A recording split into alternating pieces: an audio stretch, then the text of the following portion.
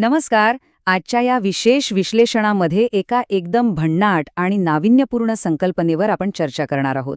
मुंबईसारख्या गजबजलेल्या शहरात घर म्हणजे नक्की काय? हा विचार कधी डोक्याला शिवलाय का? या प्रश्नाचं उत्तर एका नव्या सामाजिक आणि वास्तू संकल्पनेतून कसं बदलत आहे हे आपण पाहणार आहोत. चला वेळ न दवडता थेट विषयाला हात घालूया.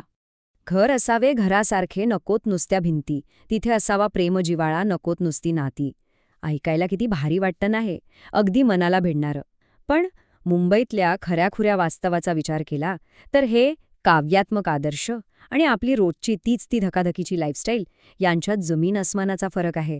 स्वप्न आणि वास्तव यातली ही दरी पदोपदी जाणवते आणि खऱ्या अर्थाने घरासाठीचा आपला संघर्ष इथूनच सुरू होतो. आता जरा ही तुलना बघा. एका छोट्याशा पक्षालाही कोणत्याही बंधनांशिवाय स्वतःच्या हिमतीवर स्वतःचं घरटं बांधण्याचं पूर्ण स्वातंत्र्य असतं. पण आपण माणसांनी इतकी प्रचंड प्रगती केली आहे, तरी आपल्याला तसं स्वतंत्र आहे का? शहरात घर घ्यायचं म्हणजे कायदे, नियम, अवाढव्य बजेट आणि एवढं सगळं करून हातात काय पडतं तर केवळ झोपण्यापुरत्या असलेल्या गॅरेजसारख्या छोट्याशा जागा. हे खरोखरच मोठं दुर्दैव नाही आहे का, की प्राथमिक गरजेसाठी ही माणसाला असा जीव घेण्यास संघर्ष करावा लागतो? मग आता साहजिकच असा प्रश्न पडतो की या कठीण परिस्थितीत नक्की कोण संघर्ष करत आहे. कुणाला घर हवंय हे समजून घेणं खरंच खूप महत्वाचं आहे. कारण हे घराचं संकट ना जीवनाच्या वेगवेगळ्या टप्प्यांवर असणाऱ्या प्रत्येकालाच भेडसावत आहे. ही आकडेवारी पाहिली की या समस्येचं एकदम वास्तववादी चित्र डोळ्यांसमोर उभं राहतं. इथे आपण पाहू शकतो की वेगवेगळ्या गरजा असणारी कुटुंबे कशी एकाच प्रकारच्या चक्रव्यूहात अडकली आहेत. उदाहरणार्थ, एका मध्यमवर्गीय कुटुंबाला वाढत्या वयाच्या पालकांसाठी एका जास्तीच्या खोलीची गरज असते, तर दुसरीकडे नुकतंच लग्न झालेल्या जोडप्याला स्वतःचं असं एखादं छोटं स्वतंत्र घर हवं असतं. शिवाय नोकरीनिमित्त बदली होऊन मुंबईत आलेले लोक आहेतच, आणि सगळ्यात महत्त्वाचं म्हणजे 60-70 वर्षांचे एकटे वृद्ध आहेत, ज्यांना वृद्धाश्रमात न जाता समाजासोबत एका सुरक्षित वातावरणात राहायचं आहे. आता बघा, या सर्वांच्या अडचणी वेगवेगळ्या वाटत असल्या तरी त्या सर्वांची मुळं एकाच गृहनिर्माण संकटात जोडलेली आहेत. आणि ह्या जागेच्या समस्येमध्ये आणखी एका गोष्टीची भर पडते, ती म्हणजे आपल्या रोजच्या धावपळीची. आजच्या काळात विशेषतः दोघांनीही नोकरी करणाऱ्या कुटुंबांसाठी वेळ ही खूप मोठी लक्झरी बनली आहे. ट्रेनचा तो लांबचा प्रवास, ऑफिसची न संपणारी कामं आणि त्यातच घरी येऊन पुन्हा स्वयंपाकासारखी रोजची कामं करणं. बापरे, हे सगळं निभावताना माणसाची अक्षरशः दमछाक होते आणि हळूहळू ही रोजची कामे एक मोठी एकाकी ओझी वाटू लागतात. या सर्व ताणतणावाच्या पार्श्वभूमीवर एक विचार करायला लावणारा प्रश्न नक्की उभा राहतो. जरा विचार करा, हे जगण्याची आणि एकत्र राहण्याची एखादी पूर्णपणे वेगळी, अगदी नवी कोरी पद्धत अस्तित्वात असेल तर? आणि हाच विचार आपल्याला आजच्या या शहरी समस्येकडून एका अत्यंत क्रांतिकारक आणि समुदाय केंद्रित उपायाकडे घेऊन जातो. आणि तोच भन्नाट उपाय म्हणजे घरायण. आता इथे सगळ्यात महत्त्वाचा मुद्दा असा आहे की घरायण ही काही एखादी नेहमीची पारंपरिक निवासी इमारत नाहीये. ही एक आधुनिक सामूहिक राहणीमानाची म्हणजेच कलेक्टिव्ह लिव्हिंगची एकदम फ्रेश संकल्पना आहे. इथे काय होतं तर स्वतंत्र आणि एकाकी मालकी हक्काऐवजी सामायिक सुविधा, एकत्रित जागा आणि ठेवीवर आधारित भाडेकरू व्यवस्था यावर भर दिला जातो. थोडक्यात सांगायचं तर हा एकमेकांशी जोडलेला आणि परिपूर्ण असा परिसंस्थेचा म्हणजेच इकोसिस्टमचा विचार आहे. आता या संपूर्ण मॉडेलचा मुख्य गाभा काय आहे तर तो आहे सामूहिक स्वयंपाकघर आणि काळजी घेण्याची व्यवस्था. वेळेची कमतरता आणि सामाजिक एकटेपणा यासारख्या मोठ्या प्रश्नांवर हे मॉडेल नेमकं कसा आणि काय उपाय शोधतं ते आता आपण थोडं बारकाईने पाहूया. ह्या संकल्पनेची कार्यप्रणाली अत्यंत सोपी आणि तितकीच प्रभावी आहे. अगदी 3 सोप्या पायऱ्यांमध्ये सांगतो. पहिली गोष्ट म्हणजे सहकारी संस्थेच्या कर्मचाऱ्यांकडून एकच मोठं सामूहिक स्वयंपाकघर चालवलं जातं. दुसरी गोष्ट, जे लोक नोकरी करतात त्यांच्या ऑफिसमध्ये किंवा घरी राहणाऱ्यांना थेट गरम जेवणाचा डबा वेळेवर पोचवला जातो. आणि तिसरी सर्वात भारी गोष्ट म्हणजे ही व्यवस्था इतक्या उत्तम प्रकारे वाढवता येते की आजूबाजूच्या इमारतींमधील लोकांसाठीही ही सेवा सहज देता येते. विचार करा, यामुळे रोजच्या स्वयंपाकाचा वेळ आणि ताण किती मोठ्या प्रमाणावर वाचेल. बरं, हे फक्त स्वयंपाकापुरतं मर्यादित नाहीये बरं का. इथल्या इतर सामायिक सुविधांकडे जरा लक्ष द्या.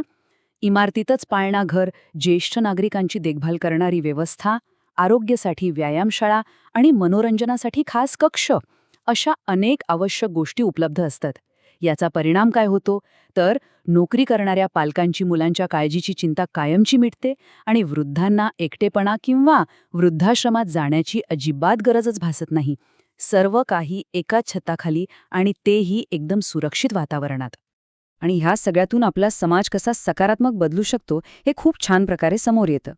पुरुषाच्या हृदयाचा मार्ग पोटातून जातो ही आपल्या समाजातली एक जुनी आणि बऱ्याच अंशी चुकीची धारणा आहे, ज्यामुळे साहजिकच स्वयंपाकाची संपूर्ण जबाबदारी स्त्रियांवर येऊन पडते. पण घरायण ही संकल्पना या जुन्या विचाराला थेट आणि सडेतोड आवाहन देते. या सामूहिक स्वयंपाकघरामुळे स्त्रियांची या पारंपरिक जबाबदारीतून मुक्तता होते, रोजचा ताण प्रचंड कमी होतो. आणि विशेष म्हणजे ज्या महिलांना खरोखरच या क्षेत्रात आवड आहे त्यांच्यासाठी याच व्यवस्थेत रोजगाराची किंवा व्यवस्थापनाची एक उत्तम नवी संधी निर्माण होते. आहे की नाही कमाल? आता साहजिकच मनात विचार येईल की हे सगळं चालवण्यासाठी पैसा आणि व्यवस्थापन नक्की कसं काम करतं, तर त्याचंही उत्तर या मॉडेलमध्ये दडलेलं आहे. हे एक अत्यंत अद्वितीय असं आर्थिक मॉडेल आहे. ते नेमकं कसं आणि किती पारदर्शक आहे ते आता आपण समजून घेऊया. या संस्थेचे नियम अतिशय स्पष्ट आणि सोपे आहेत. यात कोणत्याही विशिष्ट फ्लॅटची मालकी कोणा एकाला दिली जात नाही. मग यात राहायचं कसं? तर तुम्ही केलेली गुंतवणूक ही एक सुरक्षित अनामत रक्कम किंवा मुदत ठेव मानली जाते. आणि सगळ्यात उत्तम म्हणजे या बांधकाम खर्चाच्या ठेवीवर बाकायदा लाभांश किंवा व्याज दिलं जातं. जे लोक इथे राहतात ते वापरानुसार पैसे म्हणजेच पे पर यूज पद्धतीने सुविधांचा लाभ घेतात. यामुळे होतं काय की जे तिथे राहतात आणि जे फक्त गुंतवणूक करतात त्या दोघांनाही संस्थेत समान दर्जा मिळतो. खरोखरच ही एक अत्यंत लवचिक आणि केवळ समुदायाचा विचार करणारी आर्थिक रचना आहे. हे अधिक सोप्या भाषेत समजून घेण्यासाठी पारंपरिक घर आणि घरायणमधील हा फरक पाहूया. पारंपरिक घर घेताना काय होतं? आयुष्यभराचं कर्ज आणि त्या EMIचं भलं मोठं ओझं अंगावर पडतं. आणि एवढं करूनही शेवटी बंद दारांमागे एकाकी आयुष्य जगावं लागतं. याउलट घरायण मॉडेलकडे बघा. इथे कर्जाचं कायमस्वरूपी ओझं नाही, राहण्याची एक लवचिकता आहे, गुंतवणुकीवर परतावा आहे आणि ह्या सर्वांत महत्त्वाचं म्हणजे सोबतीला एका भक्कम आणि जिवंत समुदायाचा आधार आहे. आत्तापर्यंत आपण याची व्यावहारिक बाजू पाहिली. पण या सगळ्यातून साध्य काय होणार आहे?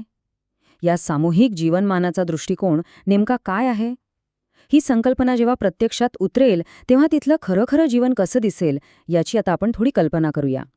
फक्त एका क्षणासाठी डोळे मिटून अशी कल्पना करा.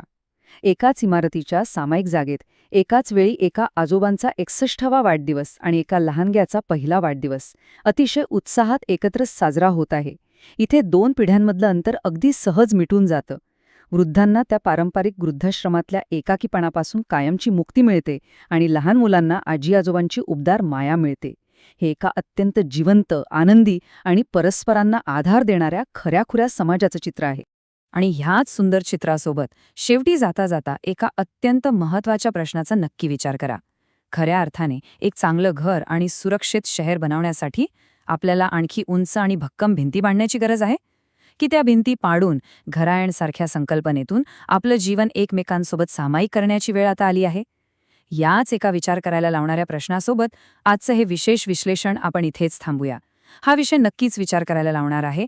नवीन काहीतरी शिकण्यासाठी आणि समजून घेण्यासाठी पुन्हा नक्की भेटूया.